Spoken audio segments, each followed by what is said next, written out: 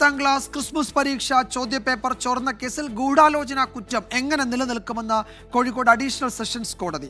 ഗൂഢാലോചന വകുപ്പ് ചുമത്തിയതിൽ additional report സമർപ്പിക്കാൻ പ്രോസിക്യൂഷനോട് കോടതി നിർദ്ദേശിച്ചു. YouTube channel MS solutions CEO Muhammad ഷുഹൈബിന്റെ മുൻകൂർ ജാമ്യാപേക്ഷ പരിഗണിക്കുമ്പോൾ കോടതി ചോദ്യങ്ങൾ ഉന്നയിച്ചത്. വെള്ളിയാഴ്ച ജാമ്യാപേക്ഷ വീണ്ടും പരിഗണിക്കും. യൂട്യൂബ് ചാനലായ MS സൊല്യൂഷൻസും സർക്കാർ ഉദ്യോഗസ്ഥരും ചേർന്ന് ഗൂഢാലോചന നടത്തിയെന്നായിരുന്നു കോടതിയിൽ പ്രോസിക്യൂഷൻ വാദം. അങ്ങനെയെങ്കിൽ എന്തുകൊണ്ടു പിന്നെ ഉദ്യോഗസ്ഥരെ പ്രതി ചേർത്തില്ലെന്ന് കോടതി ചോദിച്ചു. ഒരാൾക്ക് ഒറ്റയ്ക്ക് ഗൂഢാലോചന നടത്താൻ പറ്റുമോ? ഗൂഢാലോചന കുറ്റം എങ്ങനെ നിലനിൽക്കുമെന്നും കോടതി ഉന്നയിച്ചു. സർക്കാരാണ് ചോദ്യപേപ്പറിന്റെ കസ്റ്റോഡിയൻ എന്ന് വ്യക്തമാക്കിയ കോടതി ഗൂഢാലോചന വകുപ്പ് ചുമത്തിയതിൽ അധിക റിപ്പോർട്ട് സമർപ്പിക്കാൻ പ്രോസിക്യൂഷനോട് ആവശ്യപ്പെട്ടു. ചോദ്യം പ്രവചിക്കുന്നത് കുറ്റകരമല്ലെന്നും കോടതി നിരീക്ഷിച്ചു.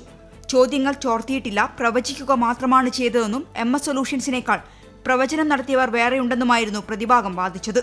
MS സൊല്യൂഷൻസ് CEO ഷുഹൈബിന്റെ മുൻകൂർ ജാമ്യാപേക്ഷ പരിഗണിക്കുന്നത് കോഴിക്കോട് അഡീഷണൽ സെഷൻസ് കോടതി വെള്ളിയാഴ്ചത്തേക്ക് മാറ്റി.